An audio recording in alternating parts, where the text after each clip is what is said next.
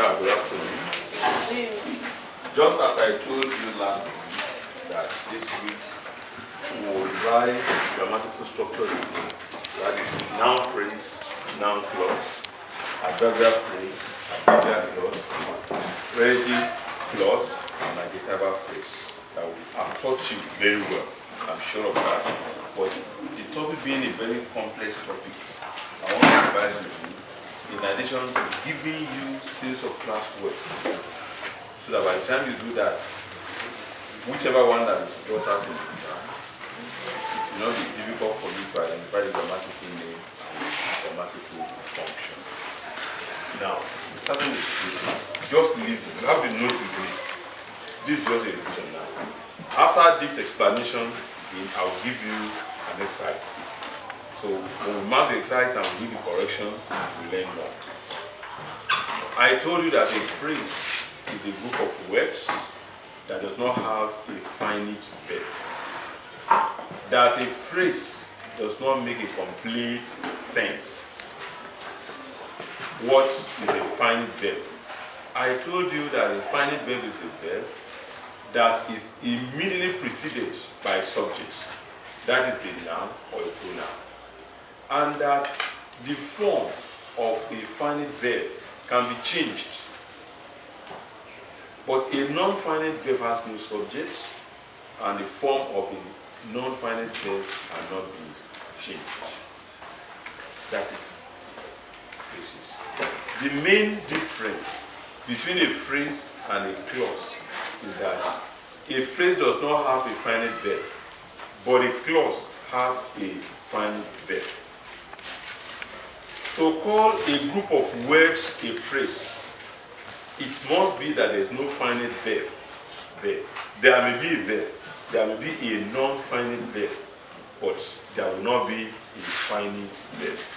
Any expression like that is a phrase. For instance, on the way to the school in the morning, on the way to the school in the morning, there is no finite verb there, there is a phrase. The old man, my longest journey. All these are phrases. And I told you we have different types of phrases. We have a noun phrase, an adverbial phrase, an adjectival phrase, a verb phrase, and in fact, prepositional phrases. Let me pick the first one, which is a noun phrase. I told you that a noun phrase is a group of words that does not have a finite verb but performs the function of a noun. What are the functions of a noun? A noun can be the subject, the object, subject complement, object complement, complement of a preposition, and a noun can be in apposition to another noun. All these 6 functions can be performed by a noun phrase as well. So let's look at the various examples. A noun phrase as a subject. I told you, a noun phrase is a subject when it stands as the performer of the action in that sentence. A noun phrase as a subject is usually found at the beginning of the sentence before the main verb. For instance, the old man died yesterday. If the old man is underlined, there is no finite verb in the old man, so it's a phrase. I also told you that to know whether something is a noun or not, ask the question what or who. If it answers it, it is noun. So the old man, because there is no finite verb, there is a phrase. Who died yesterday? The old man. It answers who. That is noun. Together with phrase, it becomes what? Noun phrase. What function does it perform?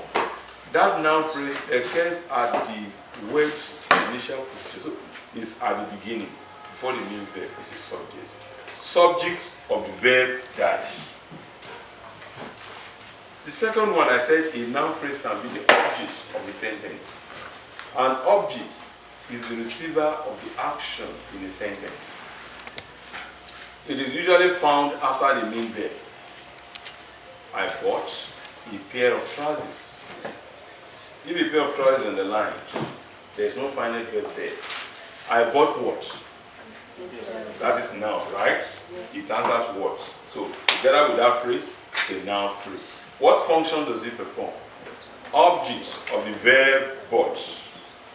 Of the verb bought. 3. I said it would be a subject complement. That is when a noun phrase gives an additional information about the subject in a sentence. If I say, my daughter is a lawyer. My daughter is a lawyer. If you underline a lawyer, that's a noun phrase, right? Complement of the subject, my daughter. For instance, who is my daughter? Who is a lawyer? So it is complementing the subject, my daughter. So it's a noun phrase, function, complement of the subject, my daughter. 4. A noun phrase can be object complements, and that is when a noun phrase gives an additional information about the object in a sentence. For instance, if I say, people call me chief, people call me a chief. If a chief is underlined, that is a noun phrase. What function does it perform? People, subject, call, verb, me, object. Who is a chief in that sentence? Me. Who is me in that sentence? A chief. So a chief there is a noun phrase being the complement of the object, me. Another function of the noun phrase is being the complement of a preposition. Whenever a noun phrase is immediately preceded by a preposition, that noun phrase is the complement of that preposition. If I say the prize goes to the winner, the prize goes to the winner. If the winner is underlined, it's a noun phrase, right? Complement of the preposition to. You see that preposition preceding that noun phrase. So whenever you see a preposition preceding a noun phrase like that, that noun phrase is the complement of that preposition. And the last function under noun phrase is it can be in opposition to another noun. When two nouns are side by side and they are referring to the same person or the same thing, they are in opposition. If I say our geography teacher, Mr. Badmus, has been transferred to another school, or Mr. Badmus, comma, our geography teacher has been transferred to another school. If our geography teacher is underlined, our geography teacher in that sentence is a noun phrase. It is side by side with Mr. Badmus, referring to the same person. So that noun phrase is in opposition to Mr. Badmus. And the elimination method is possible. You can say Mr. Badmus has been transferred to another school. You can say our geography teacher has been transferred to another school. And if you use the two of them together, that is noun phrase in opposition. Did you understand? You got it. That is noun phrase. They will have adverbial phrases. I told you that an adverbial phrase is a group of words that does not have a finite verb but modifies a verb in a sentence. Or modifies a verb in a sentence. An adverbial phrase could be of time, place, manner, condition. To say that the first example of adverbial phrase, I said, I saw John in the morning. In the morning is underlined. That is adverbial phrase of place. It modifies the verb saw.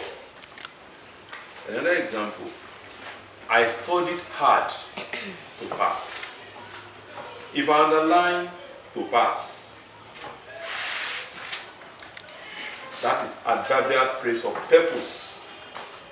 modifies the verb studied. Are you with me? Okay. So we say bye-bye to adverbial phrases. And we talk about adjectival phrases. An adjectival phrase is a group of words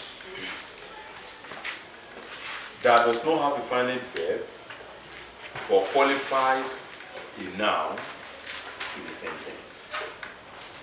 Qualifies a noun in the sentence. An adverbial clause could be of time, place, an adjectival phrase qualifies a noun in the sentence. That's the only function in the form, sorry. An adjectival clause. So adjectival phrase qualifies a noun in the sentence. Just one function. There is no types of adjectival phrases. You only one. So, for example, the book on the table is mine. The book on the table. If on the table is underlined, the book is mine. Which book is mine? On the table. On the table. So that is another one. Another example. Children of the poor. Children of the poor suffer a lot in this country. Children of the poor suffer a lot in this country. If I underline of the poor, adjectival phrase, it qualifies the noun children. Children suffer a lot in this country. Which children? Or whose children? Either which or whose? Whose children of the poor? That's adjectival phrase. I talked about verb phrases, right? A verb phrase is a group of words, a group of verbs occurring side by side. When I taught you verb phrases, I told you auxiliary verb or verbs plus a main verb will give you what? A verb phrase. She has done the job. Has done there is a verb phrase. She has been doing the job. Has been doing there is a verb phrase. She may have been doing the work. May have been doing is adverbial phrase. Sorry, verb phrase. Verb phrase. The question now is, what if they say, what function does it perform? The function of a verb phrase is in accordance with the tense form. For example, she has done the job. If I underline has done as a verb phrase, what function does it perform? Is in the present perfect form. Has done. Present perfect. She had done the job before mom came. Had done there, I would say it's a verb phrase. What function does it perform? Past perfect form. Did you understand? She has been doing the job or the work. Has been doing, if on the line, and you call it a verb phrase. What function does it perform? Present, continuous. She has been doing. Present, continuous, tense, form. Good. I think we are now becoming serious.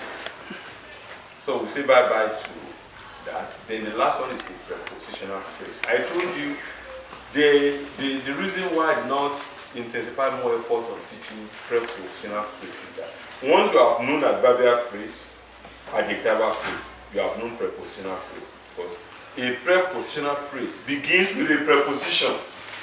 So any phrase, any phrase you see beginning with a preposition, we call it prepositional phrase. It now depends on what it is doing.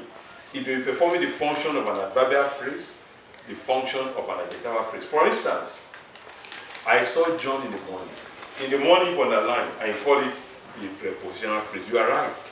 Performing the function of an adverbial phrase. So why going the long? Why not simply say it's an adverbial phrase? Students at the back are not attentive. Students at the back are not attentive. If I underline at the back, that is prepositional phrase. Performing which function? Adjectival phrase. Good. Now, it's performing the function of an adjectival phrase. Is that okay? Alright. So that is all about phrases. I proceed to clauses. Are you ready? I said a clause is a group of words that has a finite verb. A clause is a group of words that has a finite verb. There are two types of clauses. We have main clause and we have the subordinate clause. A main clause is also called an independent clause, while a subordinate clause is also called a dependent clause. Everything is in your note. I'm only revising. Hope you are finding what I'm saying like that in your note. Yes. Okay. Then under main clause and independent clause, I give you examples, sentence examples where I divided them. I said, I saw John when he was going out. I saw John when he was going out. I saw John is the main clause. When he was going out is the subordinate clause. Main clause is also called independent clause, and subordinate clause is also called a dependent clause. Before I woke up, the guest had gone. What's the main clause there? The guest had gone. Subordinate clause. Before I woke up. The girl who stole my phone has confessed. The girl who stole my phone has confessed. What's the main clause there? Yes. The girl has confessed. Which girl confessed? The one who stole my phone. So who stole my phone there is the subordinate clause. And I believe you can conveniently divide sentences into main clauses and subordinate clauses. I want to ask you, if really you have been reading, what type of sentence can we divide into main clause and subordinate clause? Is it simple, compound, multiple, complex, compound, complex? Answer me. Which one can we divide into main clauses and subordinate clauses? Or main clause and subordinate clause? BGC, if they are here.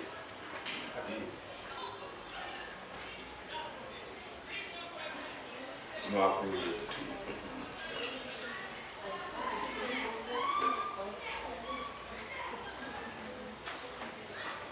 Pardon?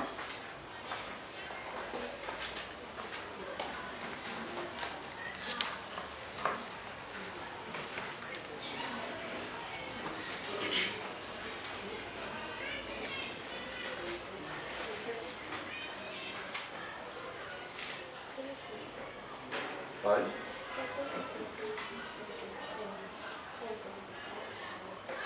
Only a simple sentence that we cannot divide into main clause and subordinate clause.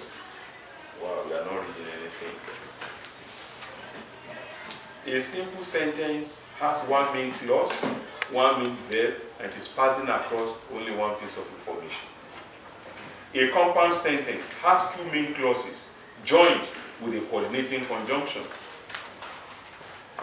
A complex sentence has one main clause and one or more subordinate clauses.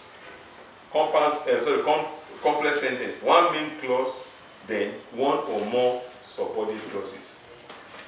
Compound complex sentence, two main clauses and one or more subordinate clauses. That's what I taught you in your note. Is it not like that in your note? You are too busy to read.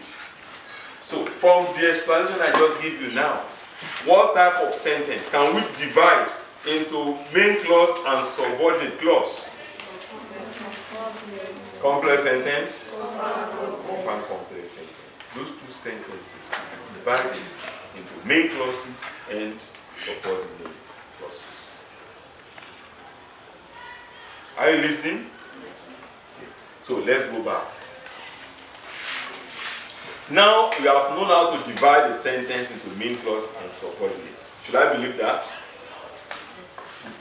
Okay, divide this one for me. Unless you are born again, you go to hell. Unless you are born again, you go to hell. If you know the answer, raise your hand. Unless you are born again, you go to hell.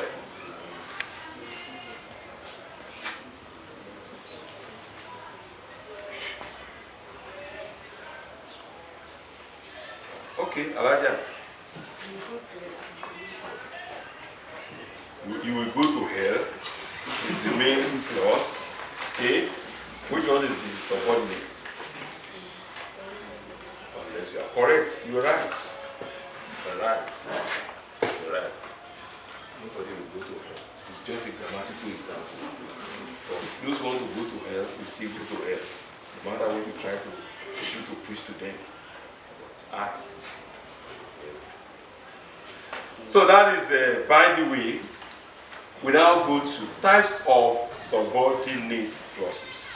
Types of subordinate clauses. 1, we have noun subordinate clause, which we normally call noun clause. Noun clause. 2, adverbial subordinate clause, which we normally call what? Adverbial clause. Then adjectival clauses, which I said YF prefers to call it relative clauses. All those functions that noun phrases perform are the functions noun clauses will perform. What are those functions again? Subject of a verb, object of a verb, subject complement, object complement, complement of a preposition, and the noun clause can be in opposition to another noun. Don't forget, during that period, I also tried to teach you the difference between direct object and indirect object. But I said it's unnecessary because in the exam, they will put direct or indirect in brackets, meaning it's optional. If you like, put it. If you don't want, don't put it. But if you put it wrongly, the whole thing will become what? 0. So, a noun clause is a group of words that has a finite verb and performs the function of a noun in a sentence. The first function of a noun clause subject of a verb. If I say those who kill by sword, die by sword. If I underline those who kill by sword, that is noun clause. Subject of the verb die. Object of the verb. I bought all the materials I needed in school yesterday. If I underline, I bought all the materials I needed yesterday. That is noun clause, object of the verb bought. 3, subject complement. If I say, my wife is the only person I love. The only person that I love. Noun clause. It's a noun clause. Complement of the subject, my wife. Who is my wife? Who is the only person that I love? My wife. Just a grammatical example. Okay? Yes, I love my children, I love my students, I love my neighbor. So, object complement. Object complement. If I say, people call me what I like. People call me what I like. If I underline what I like, noun clause, complement of the object me. People call me. People subject. Call verb me object. Suppose what I like is didn't call the chief. A chief. Who is the chief now? Me. What I like is complementing the object me. Did you get what I'm trying to explain to you? Are you sure? Okay. Then complement of a preposition. Complement of a preposition. If I say the price goes to whoever wins it.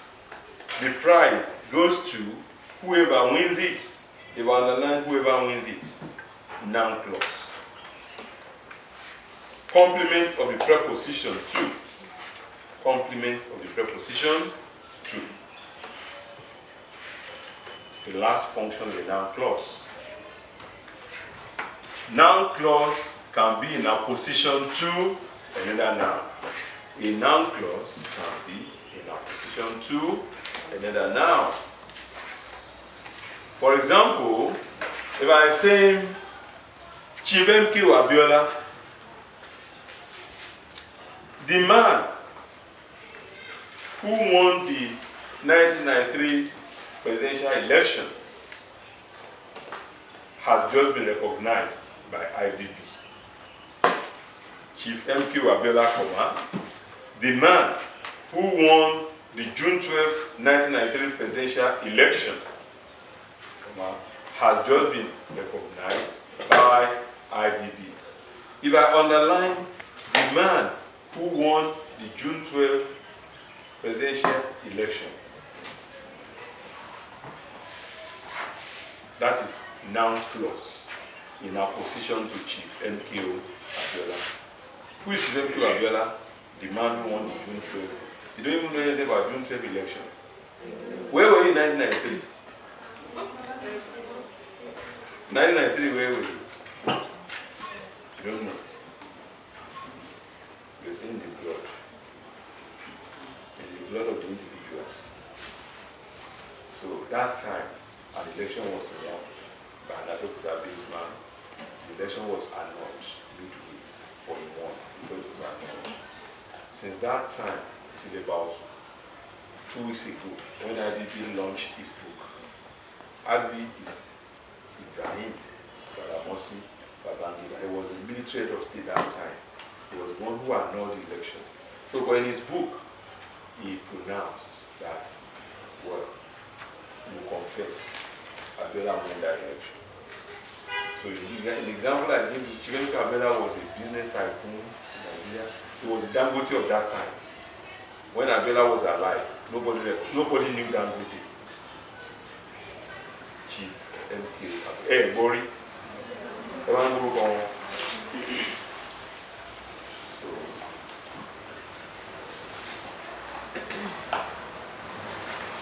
So it's a noun clause.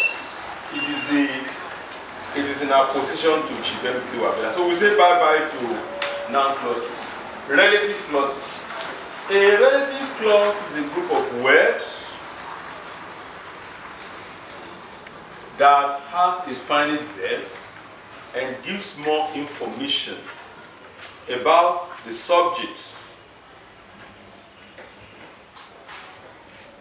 About a noun.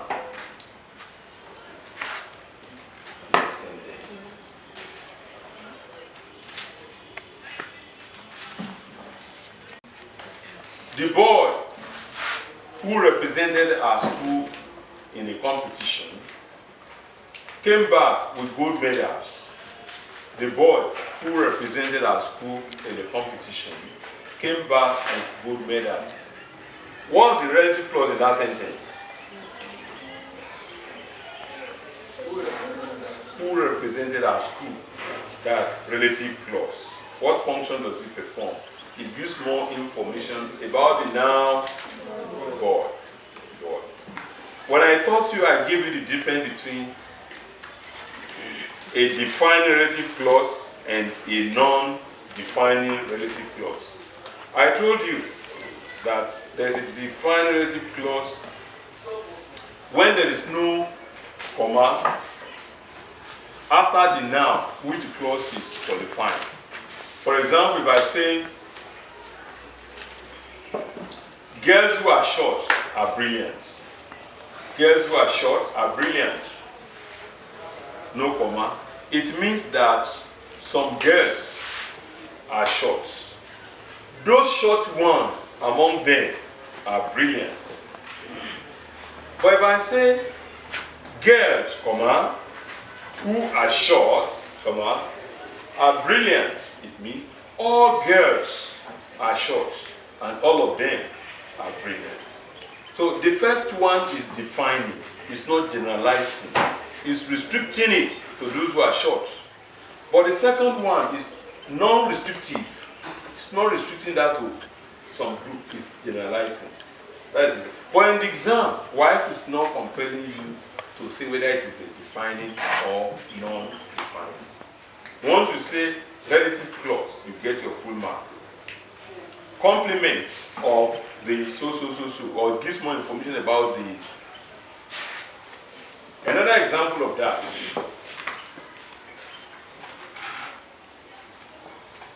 I sat down on the chair which I had earlier on rejected.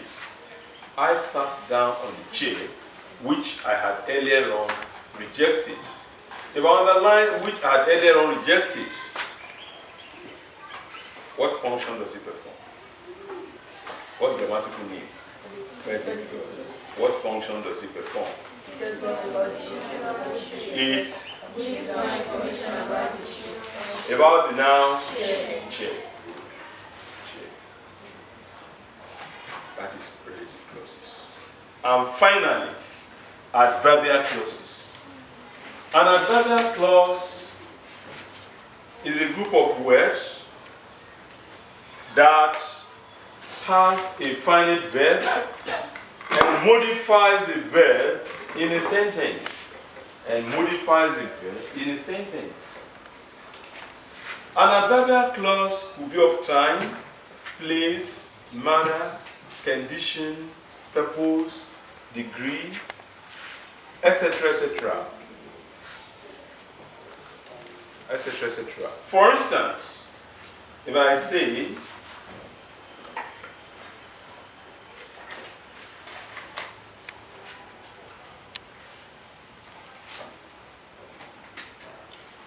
short, if you are writing for writing sake, you can write anything. For the purpose of exam, I told you, limit yourself to yours sincerely. Capital letter Y, small letter S. No apostrophe on that S. You get your 2 marks.